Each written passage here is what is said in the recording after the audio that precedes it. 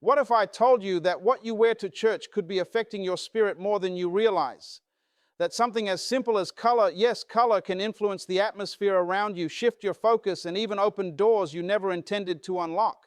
Many people walk into sacred spaces thinking only about appearance, but few stop to consider the deeper spiritual impact of their choices.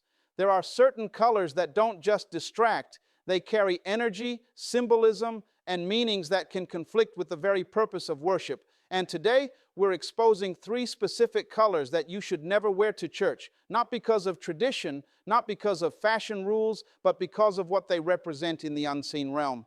If you're serious about protecting your peace, your presence, and your purpose, then you need to hear this before your next Sunday step.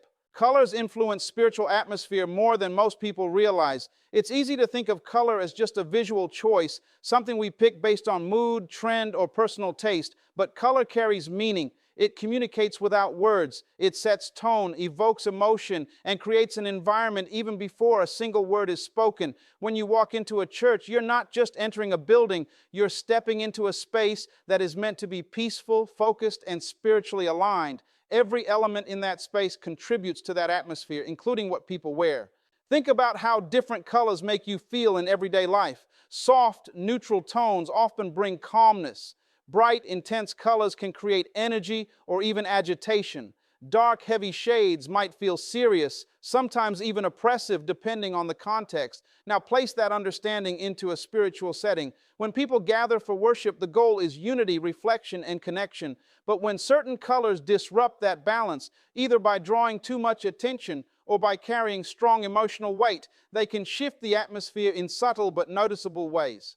It's not about superstition or fear, it's about awareness. Colors have long been associated with symbolism across cultures and traditions. Some represent purity, peace, and humility, qualities that align naturally with a place of worship.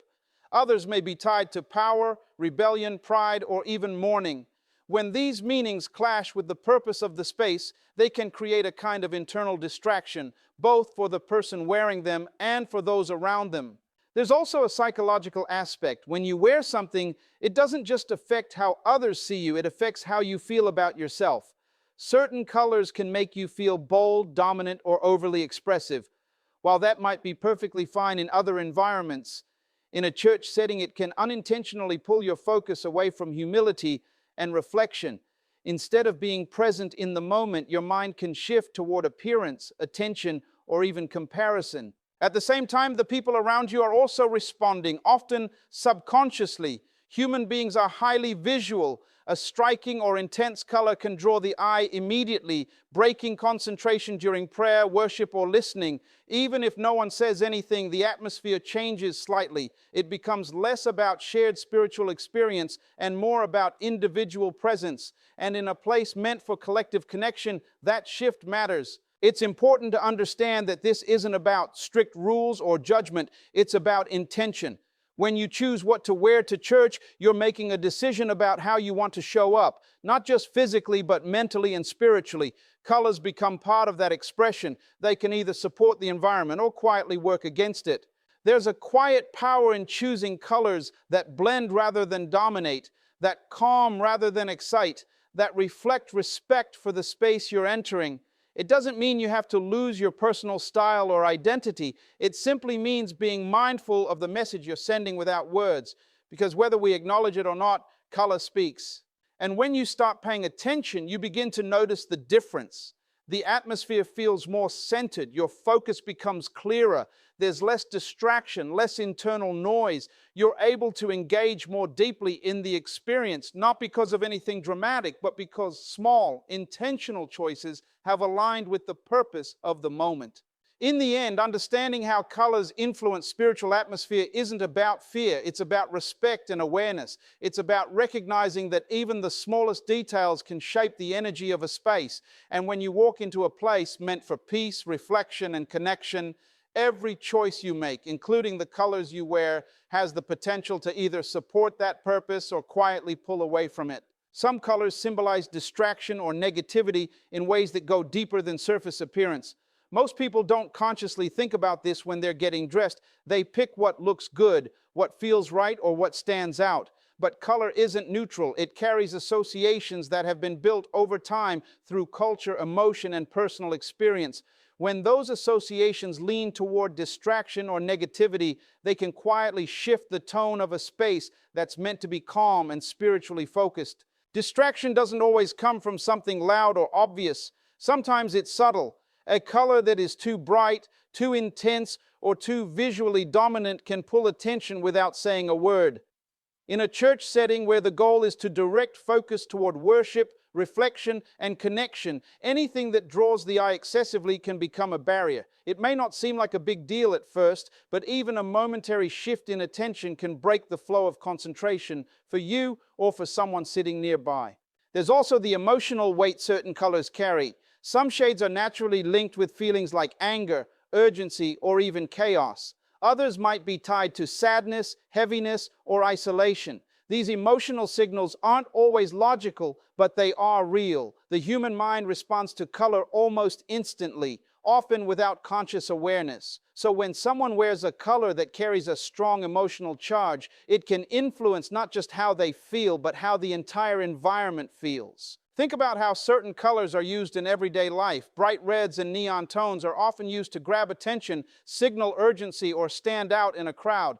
Dark, overly heavy shades can sometimes be associated with somber or intense moods. Again, there's nothing inherently wrong with these colors, but context matters. What works in a social event, a performance, or a casual outing doesn't always align with the purpose of a spiritual gathering. Another layer to this is symbolism. Over time, colors have been given meanings that go beyond emotion. Some are associated with pride, power, rebellion, or self-expression in a way that centers the individual. In a setting like church, where the focus is meant to shift away from self and towards something greater, those associations can feel out of place. It's not about labeling a color as bad, but about recognizing when its message doesn't match the environment. There's also the issue of internal distraction. When you wear something that feels bold or attention-grabbing, it can change your mindset.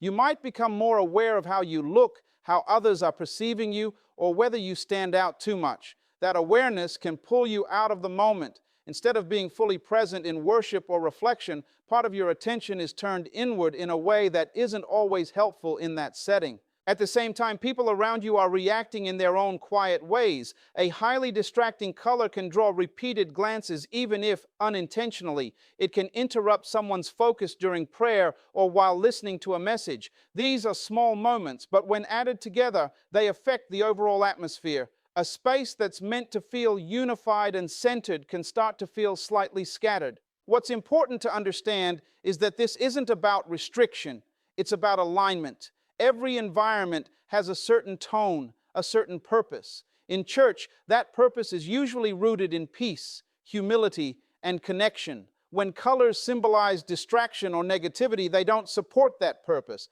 They pull energy in a different direction, even if only slightly. Becoming aware of this doesn't mean you have to overthink every choice or give up your sense of style. It simply means being intentional, asking yourself whether what you're wearing contributes to the kind of atmosphere you want to be part of, whether it helps you stay focused and grounded, or whether it might quietly pull you and others away from that focus. When you start making those small, thoughtful adjustments, the difference becomes noticeable. You feel more settled, less distracted, more in tune with the moment, and the space around you feels more cohesive, more aligned with its purpose. It's not about perfection, it's about awareness. In the end, recognizing that some colors symbolize distraction or negativity is really about understanding influence. Color has power, whether we acknowledge it or not. And when you step into a place that holds spiritual significance, choosing colors that support clarity, calmness, and unity can make a deeper impact than you might expect. Worship requires intentional presentation, and that goes far beyond just showing up. It's about how you choose to present yourself inside and out.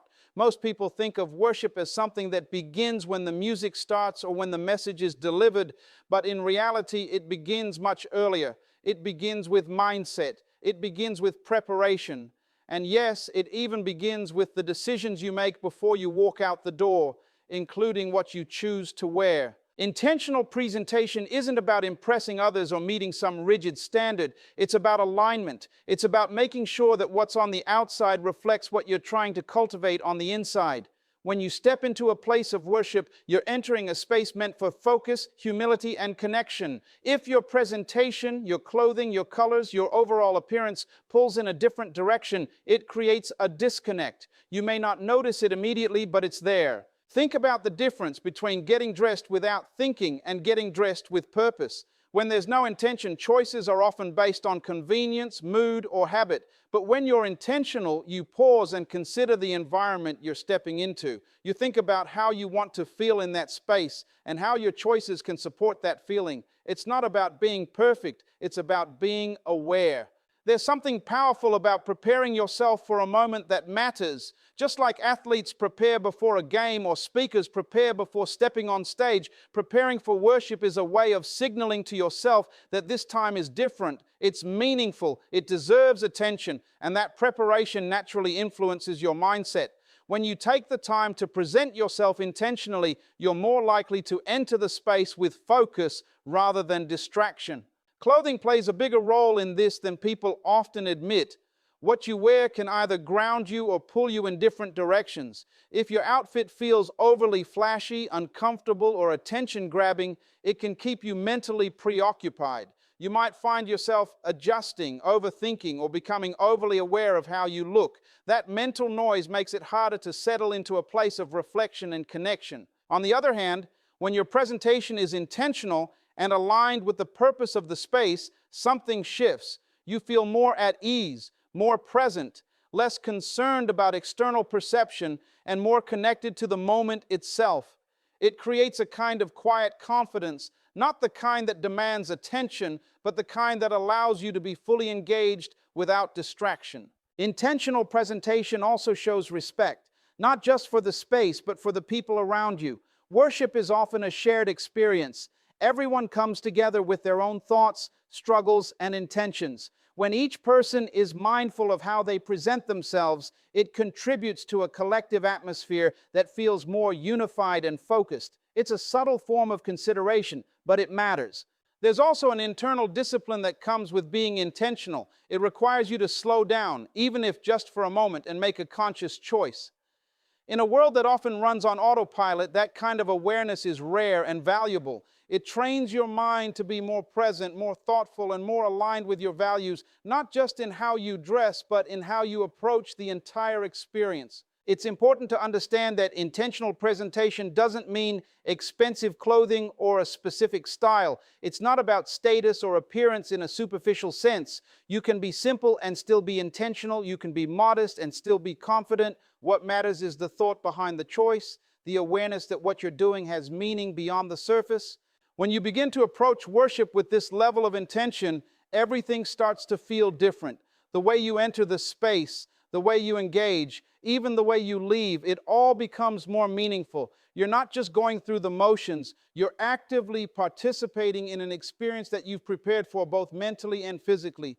And over time, that habit of intentionality extends beyond just one setting. It begins to influence how you show up in other areas of life as well. You become more aware of your choices, more thoughtful in your actions, and more aligned with your purpose. It starts with something as simple as presentation, but it grows into something much deeper. In the end, worship requiring intentional presentation is about recognizing that small choices carry weight. What you wear, how you prepare, and the mindset you bring all contribute to the experience. When those elements are aligned, it becomes easier to focus, to connect, and to fully engage in the moment. It's not about rules, it's about respect, awareness, and the quiet power of showing up with purpose. Visual choices can affect inner focus in ways that are easy to overlook but powerful once you recognize them. Most people assume that focus is purely mental, that it's something you control with willpower or discipline. But the truth is, your environment plays a huge role in shaping your attention, and that includes what you see, what you wear, and what's happening visually around you. Before your mind even has a chance to settle, your eyes are already processing information, sending signals, and influencing how you feel and think. When you walk into a place of worship, your goal is usually to be present, to listen, reflect, and connect on a deeper level. But if your visual environment is busy, distracting, or overly stimulating, your focus has to work harder. It's like trying to concentrate in a noisy room. Even if you manage to pay attention, part of your energy is being drained just filtering out the distractions. Visual noise works the same way. Bright, clashing, or attention-grabbing elements pull your eyes again and again, making it harder for your mind to settle. What you wear becomes part of that visual environment, not just for others, but for yourself. You see glimpses of your own clothing throughout the service. You're aware of how it looks, how it feels, how it moves. If it's something bold or unusual, it can keep pulling your attention back to it. You might adjust it, think about it, or wonder how others are perceiving it. These may seem like small thoughts, but they interrupt your focus in subtle ways. There's also the connection between external simplicity and internal clarity. When your visual choices are calm and balanced, it becomes easier for your mind to follow that same pattern. Simplicity outside often supports stillness inside, but when your visual choices are loud or complex, your mind can mirror that energy. It becomes more active, more scattered, more alert in a way that isn't always helpful in a reflective setting. This doesn't mean that color or style is inherently distracting. It depends on how it's used. A thoughtful, balanced choice can actually support focus by removing unnecessary mental noise. It creates a kind of visual harmony that allows your attention to rest instead of constantly shifting. You're not being pulled in different directions. You're able to stay grounded in the moment. Another important factor is how visual choices affect your self-awareness. When you feel overly noticeable, your attention naturally turns inward. You become more conscious of your posture, your movements, and how you might be perceived. This heightened self-awareness can make it difficult to fully engage with what's happening around you. Instead of losing yourself in the moment, you remain slightly outside of it, observing yourself rather than experiencing it. At the same time, people around you are navigating their own focus. Worship spaces are shared environments, and everyone is trying to center their attention in their own way. When strong visual elements stand out, whether it's a bright color, a bold pattern, or something unusual, it can pull others out of their focus, even if only for a second. These small interruptions add up, creating a space that feels less cohesive and more fragmented. There's a quiet discipline in choosing visual simplicity. It's not about blending in out of fear or losing your identity. It's about creating space for something greater than yourself to take center stage. When your visual presence is calm and intentional, it allows the focus to shift away from appearances and toward meaning. It supports an atmosphere where people can engage more deeply without unnecessary distractions. It's also worth noting that inner focus isn't just about what you avoid, it's about what you make possible. When your visual choices are aligned with the purpose of the space, you free up mental energy. You're not constantly adjusting, filtering, or redirecting your attention. That energy becomes available for reflection, for listening, for connection. You're able to go deeper, not because you forced yourself to concentrate, but because you removed the obstacles that were pulling you away. Over time, this awareness can change how you approach more than just one setting. You begin to notice how different environments affect your focus, how visual elements influence your state of mind, and how small adjustments can make a big difference. It becomes less about following a rule and more about understanding a principle. What you see shapes how you think, and how you think shapes how you experience a moment. In the end, visual choices affecting inner focus is about recognizing that attention is delicate. It doesn't take much to shift it, and once it shifts, it can be hard to bring back. By being mindful of the visual signals you introduce, both through your surroundings and your own presentation, you create a space where focus can thrive naturally. And in a place meant for reflection and connection, that kind of clarity is not just helpful, it's essential. Awareness protects your spiritual mindset in ways that are quiet but incredibly powerful. Most people think protection comes from big actions, major decisions, dramatic changes, or obvious boundaries. But often it's the small, consistent awareness of what you allow into your space, your thoughts, and your environment that makes the biggest difference. When you become aware, you begin to notice things you used to overlook, how certain choices affect your focus, your emotions, and your ability to stay grounded. Your mindset doesn't just appear out of nowhere. It's shaped by everything around you. What you see, what you hear, what you engage with, and even how you present yourself. If you move through these choices unconsciously, your mindset becomes reactive. It shifts based on whatever influences are strongest in the moment. But when you operate with awareness, you take back control. You begin to choose what supports your peace instead of unknowingly allowing things that disrupt it. In a spiritual setting, this becomes even more important. You're not just trying to be present, you're trying to be aligned. You want your thoughts to be clear, your focus steady, and your heart open to the experience. But that kind of mindset doesn't happen automatically. It requires intention, and awareness is the foundation of that intention. Without it, you can walk into a meaningful space and still feel distracted, disconnected, or unsettled. Awareness starts with paying attention to how small details affect you. Something as simple as what you wear can influence how you feel and how you show up. If your clothing makes you feel uncomfortable, overly noticeable, or mentally preoccupied, it creates a subtle tension. That tension can pull your attention away from what really matters. But when you're aware of that connection, you start making choices that support calmness and clarity instead. It also extends to how you interpret your environment. Not everything that affects your mindset is obvious. Sometimes it's the energy of a space, the visual cues, or even the habits you bring with you. Awareness helps you recognize when something is pulling you off balance. Instead of ignoring it or pushing through it, you adjust. You make small changes that bring you back to a centered place. There's a kind of quiet strength in that. It's not loud or dramatic, but it's consistent. You're no longer at the mercy of every distraction or influence. You're grounded. You know what helps you stay focused and what doesn't, and you act accordingly. That consistency builds over time, creating a mindset that is more stable, more resilient, and more aligned with your purpose. Another important aspect of awareness is that it helps you stay intentional instead of habitual. It's easy to fall into routines without thinking, wearing whatever is convenient, reacting without reflection, moving through experiences on autopilot. But awareness interrupts that pattern. It makes you pause even briefly and consider your choices. That pause is powerful. It gives you the opportunity to choose differently, to choose better. When it comes to protecting your spiritual mindset, that pause can be the difference between being fully present and being partially distracted. It allows you to enter a space with purpose instead of just showing up physically. You're not just there, you're engaged, you're receptive, you're aligned with the reason you came in the first place. Awareness also deepens your understanding of yourself. You begin to notice patterns, what consistently helps you feel focused and what consistently pulls you away. That self-knowledge becomes a guide.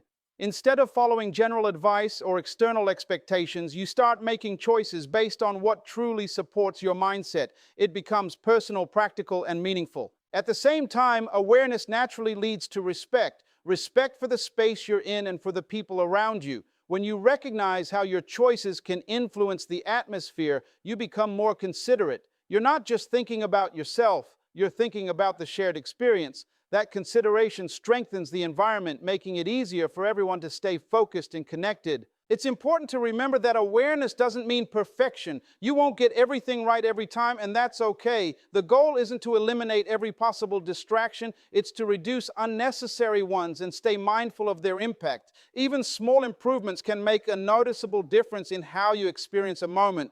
Over time, this habit of awareness becomes second nature. You don't have to force it. It becomes part of how you think and move. You become more present, more intentional, and more aligned in different areas of your life, not just in spiritual settings. What starts as a simple effort to protect your mindset grows into a broader way of living with clarity and purpose. In the end, awareness protects your spiritual mindset because it keeps you connected to your intentions, to your environment, and to the experience you're part of. It filters out what doesn't serve you and strengthens what does. And in a world full of distractions, that kind of awareness isn't just helpful. It's essential for staying grounded, focused, and truly present where it matters most.